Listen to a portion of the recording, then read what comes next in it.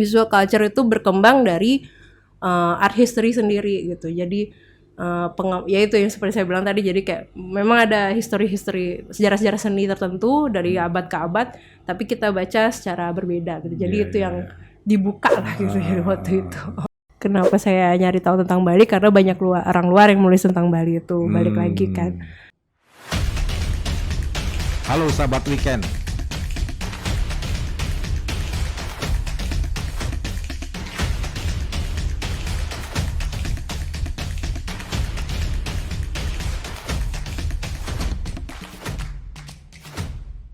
Halo sahabat weekend, ketemu lagi dengan saya Wisnu Murti. Halo sahabat weekend, kita ketemu lagi dalam ngobrol santai Kita Bisa. Dan hari ini kita akan ngobrol dengan tamu kita, Mbak Savitri Sastrawan. Beliau ini anak muda yang menggeluti di dunia kebudayaan. Yang kita tahu biasanya orang bekerja di dunia kebudayaan atau kerja sosial itu ngayah gitu. Nah, kita mau gali lebih dalam. Selamat datang Mbak Savitri. Terima kasih, selamat siang, terima kasih. Ya, gimana kabarnya ini hari ini? Sehat? Ya, sehat. Masih sedikit batuk dan pilek, tapi baik-baik aja. Itu penyakit musim. Iya. Nah, saat ini kan cuaca kita cuacanya sangat ekstrim. Bisa dibilang ya? ekstrim ya. Perlu jaga kesehatan. Iya. Nah, aktivitas sehari-hari apa? Sehari-hari setengah ibu rumah tangga, setengah tetap bergelut di kesenian. Sebenarnya sih kalau bergelut di keseniannya udah dari kuliah ya. Kuliah tahun sekitar 2008-2009. Jadi cukup lama. Waktu itu sih masih di lukis, tapi sejak S2 yang teori seni, akhirnya balik ke Bali lebih berkecimpung sebagai kurator atau penulis. Oh, penulis. Gitu. Ya, penulis di kuliahnya kesenian. Di mana? Dulu di ISI Denpasar. Oh, satunya di ISI. Ngambil apa? Ambil lukis, seni rupa murni lukis namanya dulu. Sekarang namanya seni murni aja. Terus S2-nya? S2-nya di Goldsmiths, University of London. Jauh. Jauh banget. Dan ngambilnya namanya Global Arts. Agak terkecoh sih judulnya Global Arts, tapi sebenarnya nggak benar-benar mempelajari semua kesenian beda negara gitu, enggak. Tapi sebenarnya karena Goldsmiths itu approach-nya sangat dia tuh kayak mengeksplor segalanya gitu. Jadi global arts-nya itu maksudnya mempelajari teori-teori yang ada tapi dibaca kekinian gitu. Dan global arts-nya sendiri itu sebenarnya lebih fokus ke geografi dan globalisasi. Jadi efek-efek globalisasi, ekonomi, agak ini sih kayak pengkajian budaya sih sebenarnya, cuma spesifik gitu. Jadi art itu bukan seni gitu. Nah itu terkecohnya di situ kali. Iya, sedikit lucu sih. Jadi beberapa teman yang kayak pas ngambil itu, ini apa sih yang kita pelajarin, tapi kalau aku sendiri emang karena aku sudah waktu itu sempat ikut graduate diplomanya, jadi itu kayak bridging course dari S1 ke S2-nya. Jadi sempat mencicipi S1 itu seperti apa di sana, yang memang sangat berbeda sama di ISI Denpasar waktu itu. Jadi dan memang approach mereka tuh bukan kalau nggak dibilang by the book sih, tapi membaca buku itu dengan perspektif yang berbeda. Mungkin lebih ke pendekatan teori kritis kali. Iya, kritis ya. Melihat kan? Lebih ke critical thinkingnya sih memang. Ya. Dan memang tren sekarang dan ke depan kan ya begitu. Sih, sekarang udah. Dulu tahun 2013 belum ya kayaknya ya, tapi sekarang sudah ya makin. Berarti kaget juga tuh. Atau malah nambah kasanah nih. Iya, nambah kasanah sih, karena waktu itu kayak merasa kurang gitu, kurang bisa melakukan itu pas S1. Tapi ya sudah S1 kan memang mungkin tidak di sana ranahnya juga gitu. Tapi waktu S2 dapat kesempatan begitu dan mempelajari beberapa teori. Terus akhirnya lihat balik di Bali gimana, jadi lumayan kayak ya ada pembacaan-pembacaan yang nggak spesifik Bali juga ada sih. Bedanya apa kira-kira? Apanya? Dari sisi ya satu kan pendidikan ya. Iya, cara mendapatkan ilmunya gitu. Iya, Bedanya apa? Di mana yang di S2-nya di Goldsmiths namanya. Goldsmiths University of London. Di London ya, di Inggris. Ya. Itu dapat beasiswa ya? Enggak, beasiswa sendiri. Wow, keren. Sebenarnya sih lebih di apa namanya? Menuruti permintaan orang tua waktu itu. Iya. Sebenarnya sih pengen jeda karena waktu itu dari kecil sekolah mulu, tapi ya sudahlah. Orang tua. Tapi bersyukur loh punya orang tua Iya yang sih. mau mendorong kan. Iya sih. Ketimbang uangnya dibawa kemana-mana, enak investasi ke anak gitu. Iya, memang gitu sih. Jadi ya dijalani dan ya kebetulan dapat kalau Goldsmith sih memang sekolah idaman sih dari dulu gitu. Jadi waktu Memang dapat udah punya cita-cita iya, gitu. cita-cita ke sana tapi belum tahu apa gitu. Karena waktu itu kayak apakah dari S1 yang seni lukis tuh aku akan lanjut seni lagi atau enggak, itu masih kayak belum tahu gitu. Lalu ketemu sama Goldsmith tuh punya. Jadi kan Goldsmith aku kenal sebagai fine art-nya juga sebenarnya, seni rupa murni juga, karena dia punya beberapa seniman yang cukup besar. Siapa misalnya? Ada Damien Hirst, ada siapa namanya tuh? Wah, kok tiba-tiba lupa. Gormley, ada namanya pematung Gormley. Kalau Damien Hirst tuh terkenal dengan yang kontroversi lah sedikit gitu karya-karyanya. Terus ada juga dia malah jadi sutradara. Siapa namanya, aku lupa aku. McQueen gitu namanya juga. Jadi dia sebenarnya anak seni murni situ, tapi akhirnya jadi sutradara Hollywood gitu, kayak gitu-gitu. Jadi itu yang menjadi inspirator untuk bisa ke situ. Iya, sedikit ya. Ada namanya Julian Opie juga. Nah, Julian Opie itu ada dia seniman kayak dia modelnya kayak jadi kayak ilustrasi tapi bergerak gitu, tapi entah kenapa simpel tapi ngena gitu. Jadi itu yang aku suka waktu itu gitu. Jadi tapi waktu itu udah mikir kayak apakah aku ke fine art-nya juga atau enggak gitu. Karena merasa kayak tertarik dengan teorinya juga. Jadi waktu itu nyari-nyari, ternyata di Goldsmith itu ada nama departemennya Visual Culture atau budaya rupa ya. Jadi itu yang akhirnya ini kayak menarik nih, kayak challenge baru gitu kayak. Karena visual culture itu berkembang dari art history sendiri gitu. Jadi ya itu yang seperti saya bilang tadi, jadi kayak memang ada history sejarah-sejarah seni tertentu dari abad ke abad, tapi kita baca secara berbeda gitu. Jadi itu yang dibuka lah gitu ya waktu itu. Bedanya gitu. Dengan cara bedanya gimana ya? kamu Kritisnya kan, sih. Kamu kan bisa bandingkan nih. Iya. Satu kita belajar di Indonesia. Kemudian tiba-tiba belajar di luar. Gitu. Iya. Kalau berbeda ya. Kalau waktu S1 di ISI, kenapa saya milih ISI dan Pasar, karena saya kan pindah-pindah dulu kecilnya. Jadi sebagai orang Bali kayak ngerasa nggak tahu Bali gitu. Jadi makanya milih kalau bisa ke Bali, walaupun itu challenging juga kayak culture shock lagi dan sebagainya. Tapi ya, culture shock bener sih selama kuliah. Tapi tapi yang ku dapatkan dari di ISI dan Pasar adalah local wisdom itu, locality artnya itu jadi mengerti. Walaupun kayak ya kebetulan juga beberapa mata kuliah itu sering ke lapangan juga gitu, karena yang teori-teori terutama kalau di ISI dan Pasar itu seringan dosennya ya nyampein beberapa materi, habis itu tugasnya adalah mencari keluar gitu. Karena memang di sini semua pelaku kan, in a way gitu. Jadi nggak salah sih sebenarnya, nggak salah dan nggak sulit nyarinya juga gitu, karena ke pinggir jalan di mana udah bisa nanya-nanya, oh kita di situ, oh ya udah ke sana gitu kayak gitu. Jadi waktu di sisi lebih kayak jadi tahu Bali yang aku tidak kenal tadinya gitu, in a way. Terus kalau di Goldsmith sih ya itu tadi kayak gimana ya bedanya. Kalau di ISI ya memang kita kan kalau di Indonesia mungkin ada standar kayak penulisan tuh gimana. Di Goldsmith juga sih, tapi kalau mungkin di ISI lebih runut, kalau di Goldsmith bisa lompat-lompat. Tergantung kita. Iya, tergantung kita mau sekritis apa. Tapi yang menarik adalah di Inggris itu grammarnya harus benar. Nah itu aku sempat beberapa kali sharing sama teman-teman juga, kayak kalau S2 di Inggris pastikan grammarmu bagus. Karena itu 25 bahasanya. Iya, karena itu 25%, setidaknya 25% dari 100% nilaimu setiap kali bikin esai. 1/4 ya. Iya. Jadi misalnya bikin 6.000 kata ya 1/4-nya itu adalah bobotnya di grammar. Gitu. Jadi memang aku sempat dengar dari beberapa dosen yang yang juga berkecimpung dan melihat budaya Bali ya udah lama gitu, kayak dibilang ya itu kadang kelemahan orang Indonesia di situ gitu. Jadi kayak di grammar itu.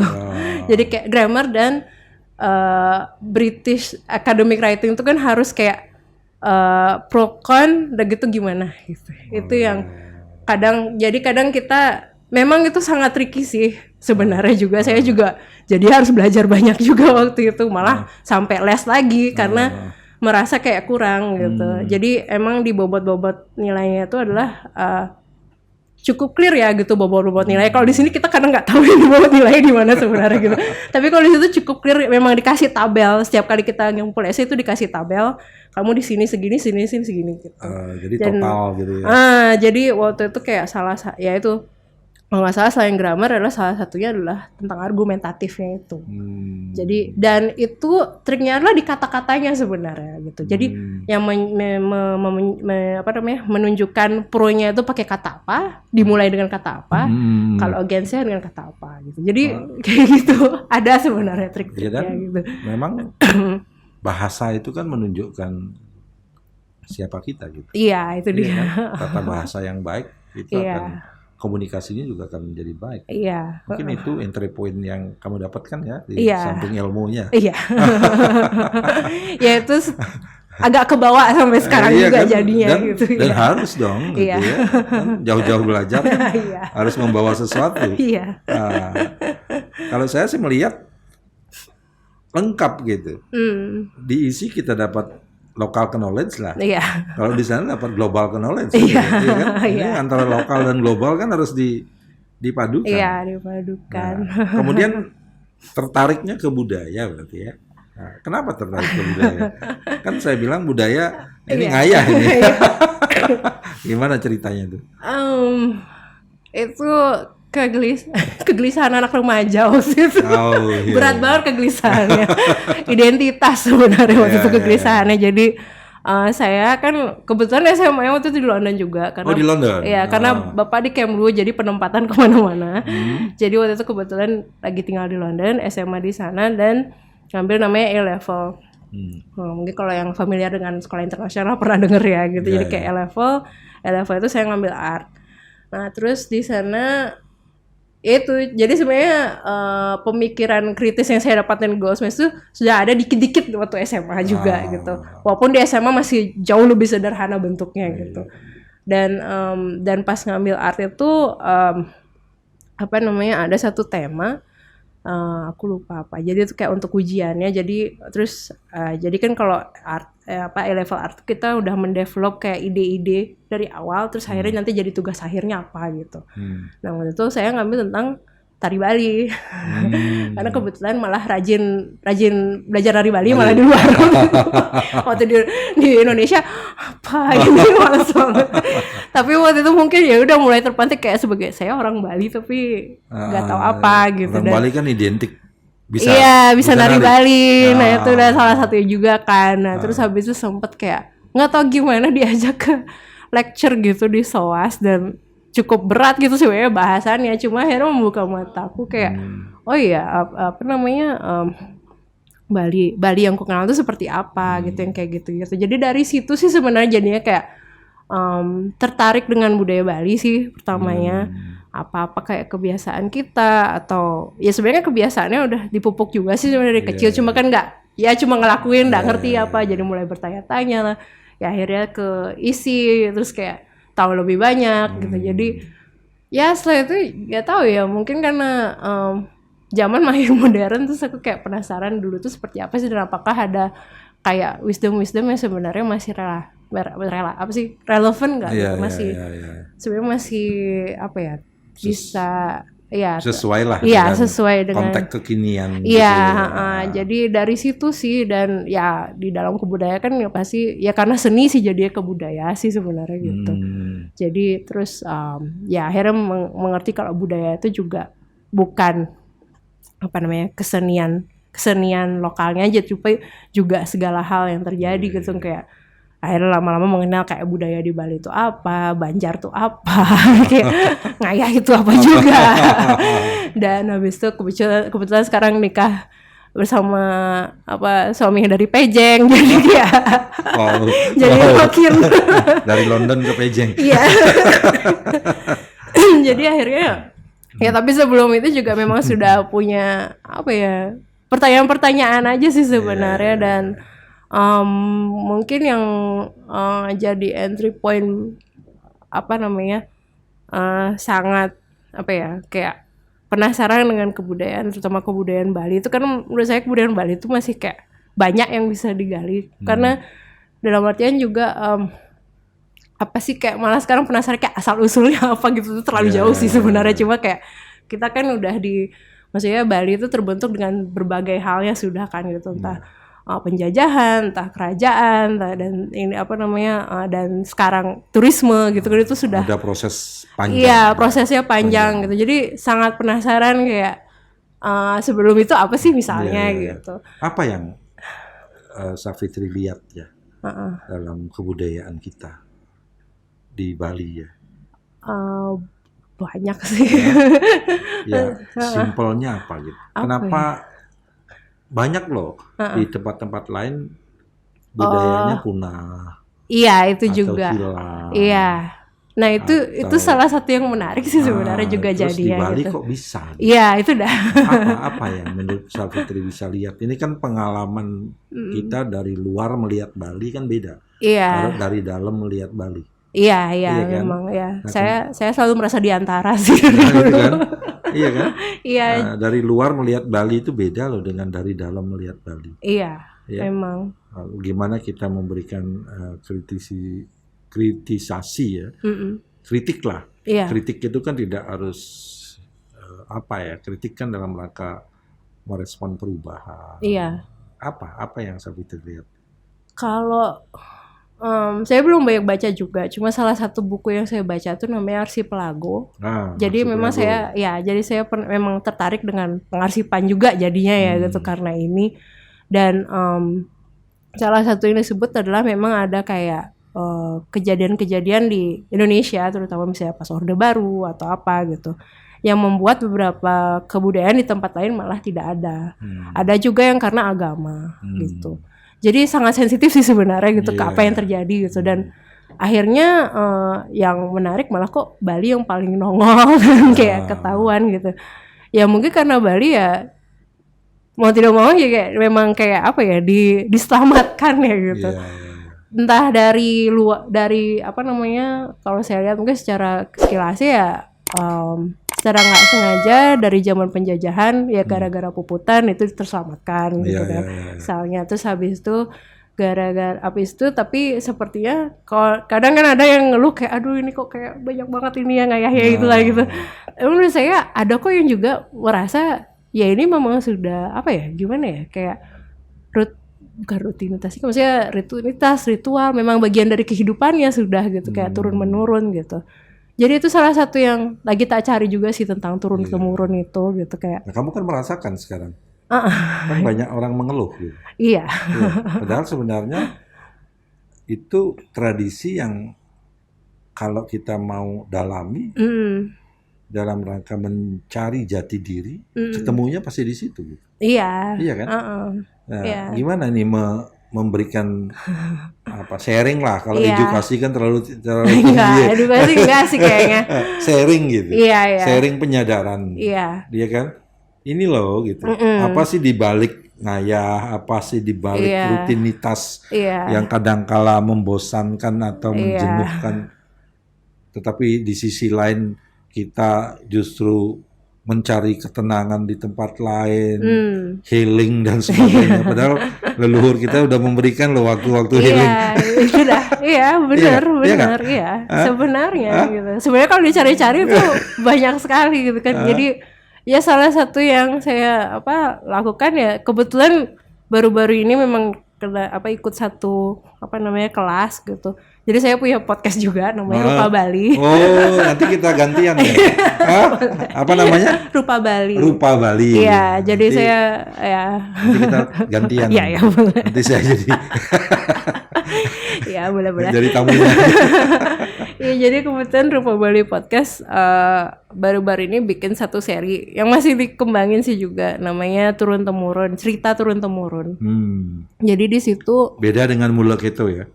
Beda. Maunya nggak ke sana, jangan ke sana. Turun temurun itu kan Mulek itu. Kalau ditanya. Iya, kalau ditanya memang, tapi kan kita bukan di situnya kan. Nah.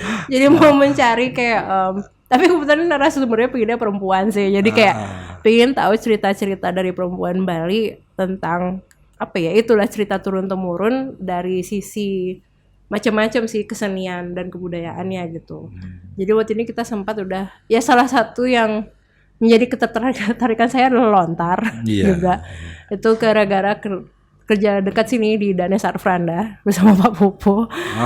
Ya Popo Danes itu tuh dia punya beberapa koleksi lontar dan saya diminta ngurusin pokoknya. Jadi kayak bersihkan dan sebagainya. Nah itu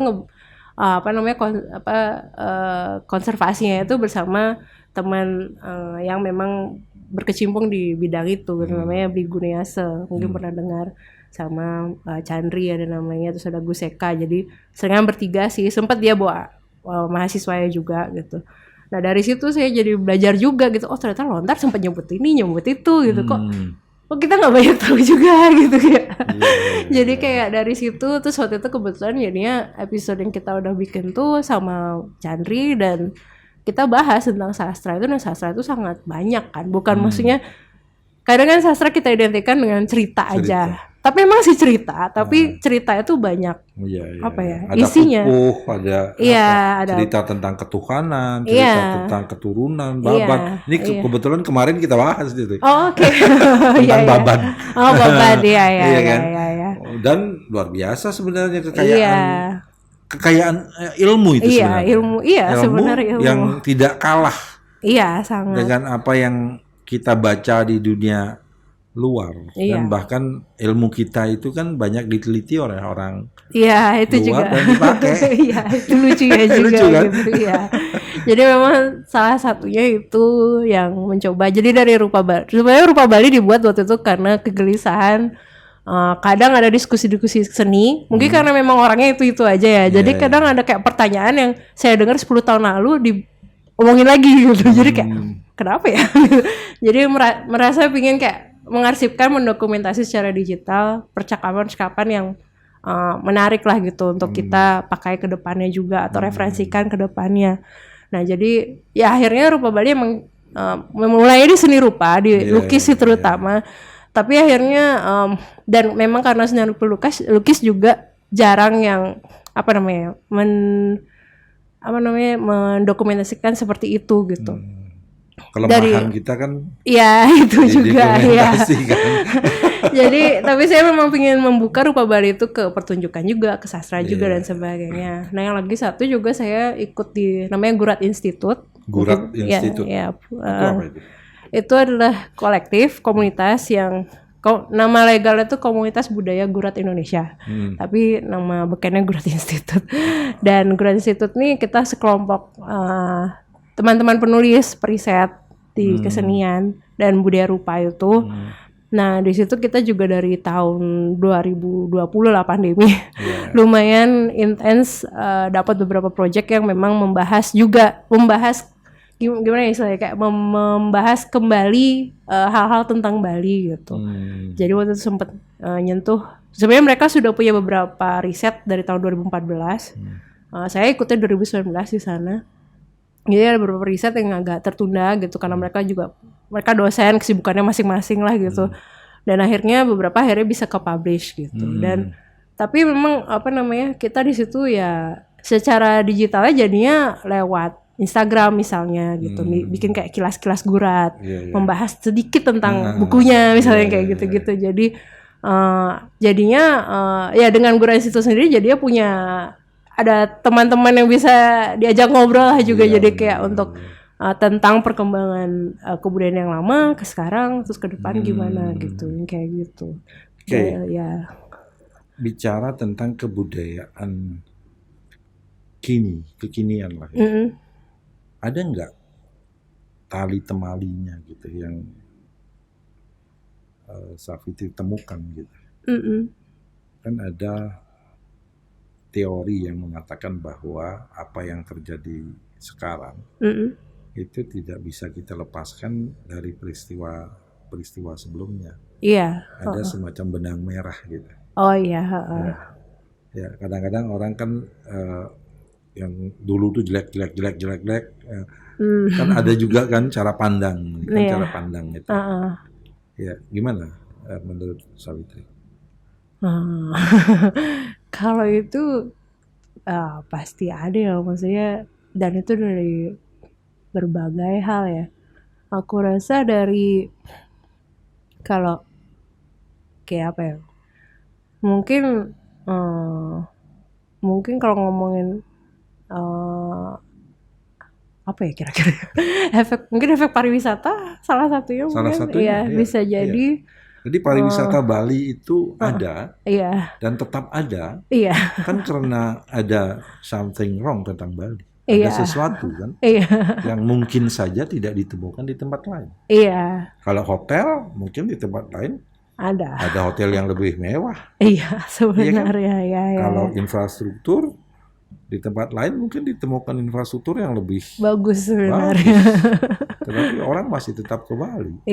Apa yang dicari? Nah itu. Ya kan harus kita temukan ya. Kalau kita ingin ya Bali itu tetap Bali gitu. Iya kan? Ya mengungkap sastra dan mencari referensi tentang kesusastraan itu kan dalam rangka Bali itu kayak apa sih sebenarnya? Jati diri kan. Ini jati diri. Bayangin kalau kita kehilangan jati diri. Iya kan? Gitu kira-kira ya. Iya, seperti itu sih. Kerisauan nih. Ini kan kita bicara kerisauan anak muda nih. Kita kok risau, kegelisahan gitu kan. Iya, saya rasa juga ya kalau kegelisahan dari saya mungkin dari awal ya itu balik lagi kenapa saya nyari tahu tentang Bali karena banyak orang luar yang nulis tentang Bali itu balik lagi kan. Dan saya rasa itu jadinya ya, mungkin itu jadi salah satu efek kenapa misalnya kayak ada Gurat Institute yang pengen menuliskan kembali dari perspektif kita sebagai orang lokal gitu. Nah, apa yang harus kita lakukan gitu? Iya kan? Iya. Kita tahu kok dan kita tidak malu untuk mengatakan apakah ini baik atau tidak baik ya. Orang Bali kan tidak mau menonjolkan dirinya. Sehingga banyak sekali karya-karya sastra yang pengarangnya kita nggak tahu. Iya memang. Penulisnya kita nggak tahu.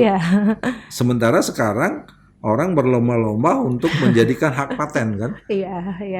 Karena dari hak paten itu dia akan mendapatkan sesuatu dari apa yang dia buat. Kan itu kan? Yang kedua orang Bali itu jarang mendokumentasi kegiatannya. Sehingga berkegiatan selesai. Dan yang rajin melakukan itu malah orang luar. Gimana ngaben besar-besaran tahun 1900 kita cari di Bali susah, tapi kalau nyari di luar videonya ada. Benar nggak? Iya benar. Benar ya. Peristiwa-peristiwa sejarah itu kita temukan justru di luar. Emang. Iya.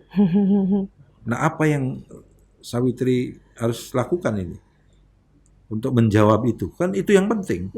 Utamanya untuk anak muda. Iya. Ya, kalau menurut saya untungnya dengan adanya HP digital, yang sangat, HP yang sangat canggih sekarang ini. Jadi harus ada digitalisasi kan? Iya kan? Saya sih lihatnya itu, ogoh-ogoh dari tahun berapa ya itu ya?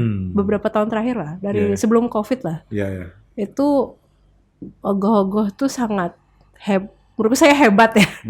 Maksudnya memang itu efek viral atau apapun itu, tapi menurut saya orang sangat antusiasme dengan anak-anak muda sama anak kecil, remaja lah dan yang gedean dikit lah, yang adult saya itu sangat tertarik dengan keberadaan ogoh-ogoh itu aja. Menurut saya tuh udah satu hal yang sangat kayak capaian yang luar biasa menurut saya gitu.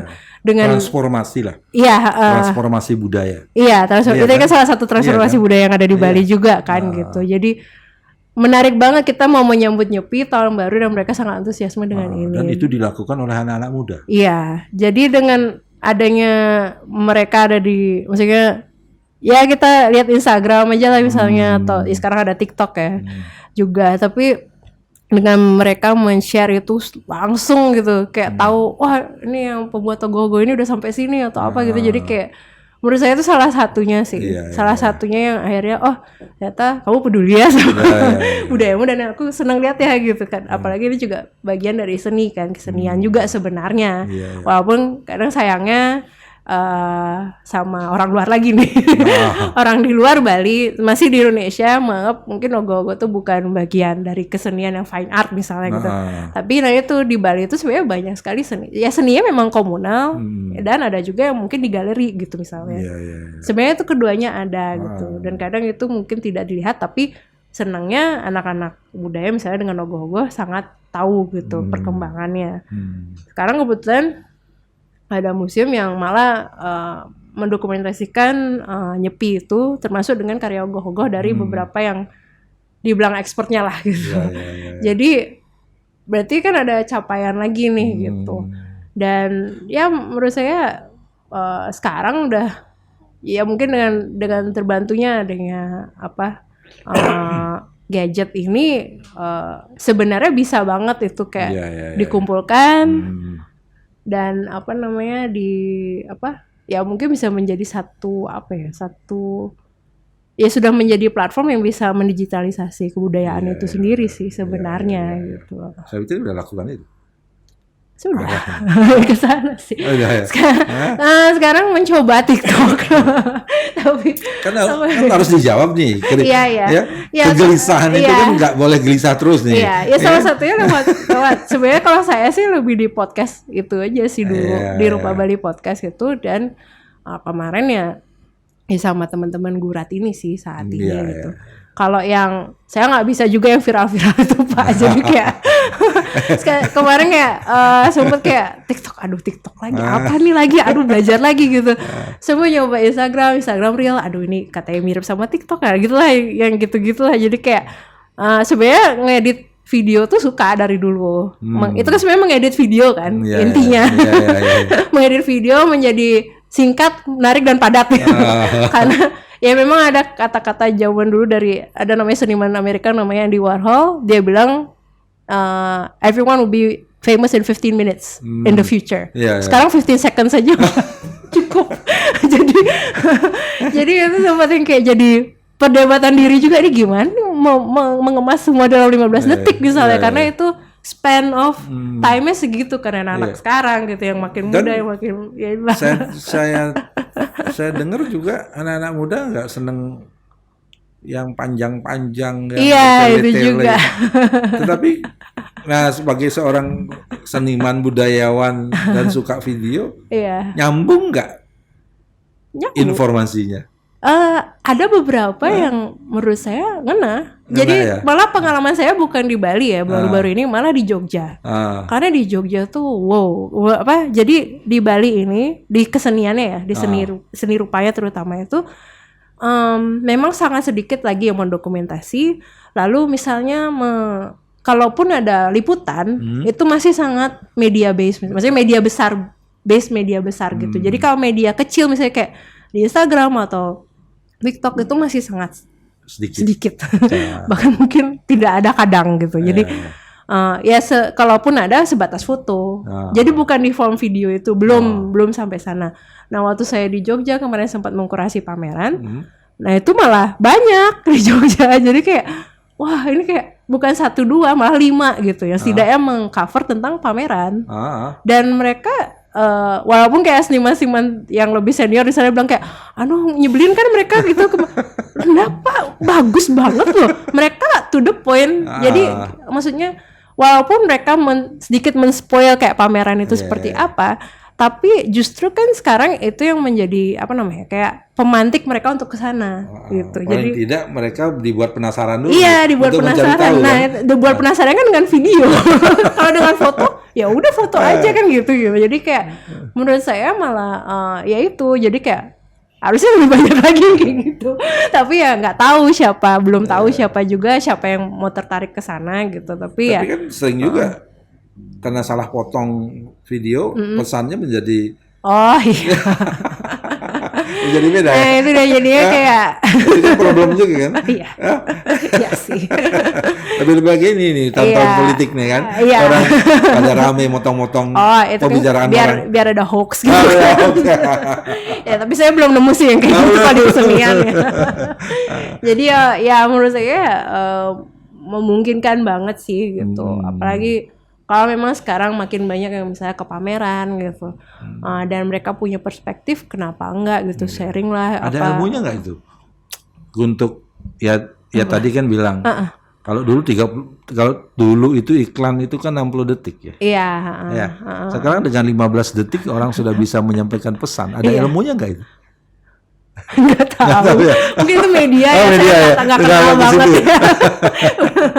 Nggak di visual culture ya mungkin ya, karena visual culture lebih kayak menggali. Nah, Mungkin itu di medianya sih. Iya, di Kalau medianya, teori media mungkin ada. cara menyajikan Ya, pesan ya. itu kan pasti balik lagi ke Pesan yang marketing, enak. advertising Ya. gitu-gitu kan. Selalu terdepan gitu. Udah ngerti dah. Iya, itu udah yang kayak gitu-gitu. Selangkah lebih maju gitu. Iya. Itu kata-kata yang simpel tapi ngena gitu. Iya, itu dia. Dan katanya generasi Gen Z itu sekarang senengnya kayak gitu.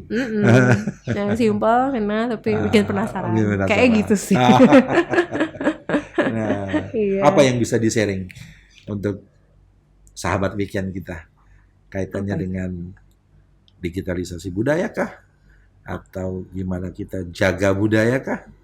Atau bagaimana kita mau meningkatkan capaian gitu. Oke. Dari tadi kan saya dengar capaian terus. Iya ya. sih. Ini Capaian bahasanya itu, sangat London ini. capaiannya jujur capaiannya itu tidak gampang juga. Itu jadi memang kalau dipikir kayak podcast saya itu dari 2019, lalu kalau Gurat sendiri juga dari 2014, itu kan lumayan lama ya sudah ya juga. Jadi memang tidak gampang. Apa namanya, yang kalau kita berkecimpung di pelestarian kebudayaan gitu. Dan tidak banyak orang tertarik. Iya, dan tidak banyak orang tertarik. Jadi kalau boleh sih Kita makin gabung aja, banyak. kita kolaborasi.